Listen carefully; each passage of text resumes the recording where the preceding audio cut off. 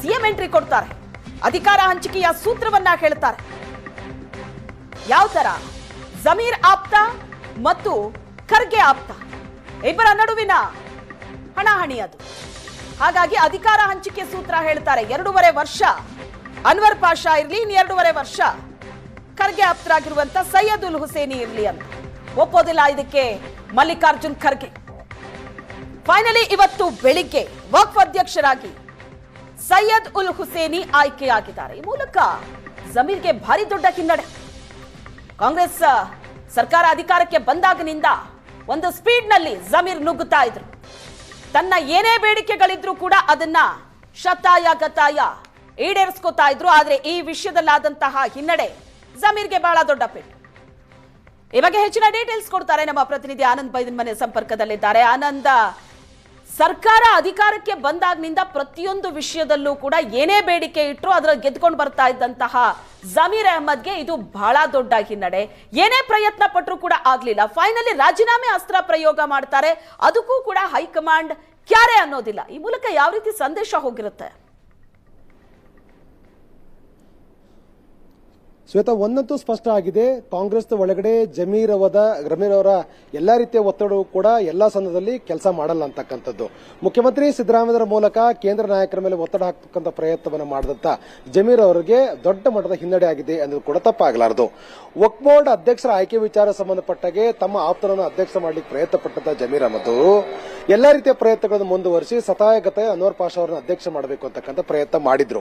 ಆದರೆ ಕೇಂದ್ರ ನಾಯಕತ್ವ ಇದಕ್ಕೆ ಅವಕಾಶ ಕೊಡದೇ ಇರುವಂತಹ ಹಿನ್ನೆಲೆಯಲ್ಲಿ ಅನಿವಾರ್ಯವಾಗಿ ರಾಜೀನಾಮೆ ಕೊಡ್ತಕ್ಕಂಥ ಮಾತನ್ನು ಕೂಡ ನಿನ್ನೆ ಮುಖ್ಯಮಂತ್ರಿಗಳ ನಿವಾಸದಲ್ಲಿ ನಡೆದ ಸಭೆಯಲ್ಲೂ ಕೂಡ ಬಹಳ ಪ್ರಮುಖವಾಗಿ ಪ್ರಸ್ತಾಪ ಮಾಡಿದ್ರು. ಆದರೆ ಜಮೀರ್ ಅವರ ರಾಜೀನಾಮೆ ಅಸ್ತ್ರ ಪ್ರಯೋಗ ಏನಿತ್ತು ಇದು ಅವರಿಗೆ ತಿರುಗೇಟಾಗಿದೆ. ರಾಜೀನಾಮೆ ಕೊಡ್ಲಿ ಅಂತಕ್ಕಂಥ ಮಾತನ್ನ ಸ್ವತಃ ಎಐಸಿಸಿ ಅಧ್ಯಕ್ಷರಾಗಿರ್ತಕ್ಕಂಥ ಮಲ್ಲಿಕಾರ್ಜುನ್ ಖರ್ಗೆ ಅವರು ಹೇಳುವ ಮೂಲಕ ಮಲ್ಲಿಕಾರ್ಜುನ್ ಖರ್ಗೆ ಅವರಿಗೆ ಅತ್ಯಂತ ಆಪ್ತರಾಗಿರ್ತಕ್ಕಂಥ ನಾಸೀರ್ ಹುಸೇನ್ ಅಂದ್ರೆ ರಾಜ್ಯಸಭಾ ಸದಸ್ಯರಾಗಿರ್ತಕ್ಕಂಥ ನಾಸೀರ್ ಹುಸೇನ್ ಅವರ ಆಪ್ತರಾಗಿರ್ತಕ್ಕಂಥ ಏನು ಆಪ್ತರನ್ನ ಅಧ್ಯಕ್ಷರು ಮಾಡುವಲ್ಲಿ ಯಶಸ್ವಿ ಆಗಿರ್ತಕ್ಕಂಥ ದೊಡ್ಡ ಬೆಳವಣಿಗೆ ಅಂದ್ರೂ ಕೂಡ ತಪ್ಪಾಗಲಾರದು. ಇಲ್ಲಿ ಗಮನಿಸಬೇಕಾಗಿರ್ತಕ್ಕಂಥ ವಿಚಾರ ಅಂತಂದ್ರೆ ಜಮೀರ್ ಅಹ್ಮದ್ ಅವರು ಯಾವುದೇ ಒಂದು ಮುಸ್ಲಿಮರಿಗೆ ಸಂಬಂಧಪಟ್ಟಿರ್ತಕ್ಕಂಥ ಯಾವುದೇ ವಿಚಾರದಲ್ಲೂ ಕೂಡ ಫ್ರಂಟ್ ಲೈನ್ ಇತ್ತು ಹೋರಾಟ ಮಾಡ್ತಾ ಇದ್ರು. ಫ್ರಂಟ್ ಲೈನ್ ಇತ್ತು ತಾವು ಅನ್ಕೊಂಡಿರ್ತಕ್ಕಂಥ ಸಾಧಿಸೋ ತನಕ ಕೂಡ ಅವ್ರು ಯಾವುದೇ ಕಡೆಗೂ ಬಿಡ್ತಾ ಇರಲಿಲ್ಲ. ಆದರೆ ವಕ್ಫ್ ಬೋರ್ಡ್ ಅಧ್ಯಕ್ಷರ ಆಯ್ಕೆ ವಿಚಾರದಲ್ಲಿ ದೊಡ್ಡ ಮಟ್ಟದ ಹಿನ್ನಡೆ ಆಗಿದೆ ಅಂದ್ರೂ ಕೂಡ ತಪ್ಪಾಗಲಾರದು. ಹೇಗಾದ್ರೂ ಮಾಡಿ ಭ್ರಷ್ಟಾಚಾರದ ಆರೋಪ ಹೊತ್ತಿರ್ತಕ್ಕಂಥ ಅನ್ವರ್ ಪಾಷಾ ಅವರನ್ನ ಅಧ್ಯಕ್ಷರು ಮಾಡಬೇಕು ಅಂತಕ್ಕಂಥ ಪ್ರಯತ್ನವನ್ನ ನಡೆಸಿ ಮುಖ್ಯಮಂತ್ರಿಗಳ ಮೂಲಕ ಒಂದು ಪ್ರಯತ್ನವನ್ನು ಕೂಡ ನಡೆಸ್ತಾರೆ. ಆದ್ರೆ ಮಲ್ಲಿಕಾರ್ಜುನ್ ಖರ್ಗೆ ಅವರು ಯಾವುದೇ ಕಾರಣಕ್ಕೆ ಅದಕ್ಕೆ ಅವಕಾಶ ಕೊಡದೇ ಇರುವಂತಹ ಕಾರಣಕ್ಕಾಗಿ ರಾಜೀನಾಮೆ ಅಸ್ತ್ರವನ್ನು ಕೊನೆಯದಾಗಿ ಪ್ರಯೋಗ ಮಾಡ್ತಾರೆ.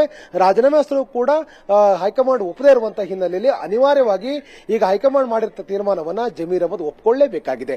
ಇದು ರಾಜಕೀಯವಾಗಿಯೂ ದೊಡ್ಡ ಮಟ್ಟದ ಹಿನ್ನಡೆ ಅಂದ್ರೂ ಕೂಡ ತಪ್ಪಾಗಲ್ಲ. ಯಾಕೆಂತಂದ್ರೆ ವಕ್ಫ್ ಬೋರ್ಡ್ ಅಧ್ಯಕ್ಷತೆ ಅಂತಕ್ಕಂಥದ್ದು ವಕ್ಫ್ ಬೋರ್ಡ್ ಅಂತಕ್ಕಂಥದ್ದು ಮುಸ್ಲಿಮರ ಒಂದು ಪ್ರಾತಿನಿಧಿಕವಾಗಿರ್ತಕ್ಕಂಥ ಸಂಸ್ಥೆಯಾಗಿದೆ. ಸಹಜವಾಗಿ ಇಲ್ಲಿ ಯಾರು ಅಧ್ಯಕ್ಷರಾಗಿದ್ದಾರೆ ಅನ್ನೋದು ಕೂಡ ಬಹಳ ಪ್ರಮುಖ ಆಗುತ್ತೆ. ರಾಜ್ಯ ರಾಜಕಾರಣದಲ್ಲಿ ವಕ್ಫ್ ಬೋರ್ಡ್ನ ಅಧ್ಯಕ್ಷರಾಗಿರ್ತಕ್ಕಂಥವ್ರು ಯಾರ ಬೆಂಬಲಿಗರು ಅನ್ನೋದು ಕೂಡ ಬಹಳ ಪ್ರಮುಖ ಆಗುತ್ತೆ.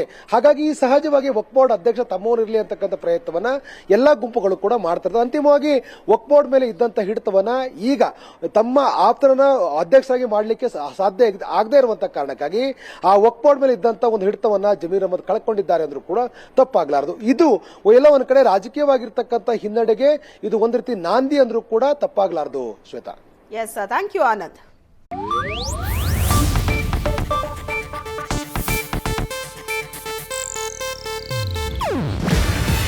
ಇದು ಏಷ್ಯಾನೆಟ್ ನ್ಯೂಸ್ ನೆಟ್ವರ್ಕ್ ಪ್ರಸ್ತುತಿ.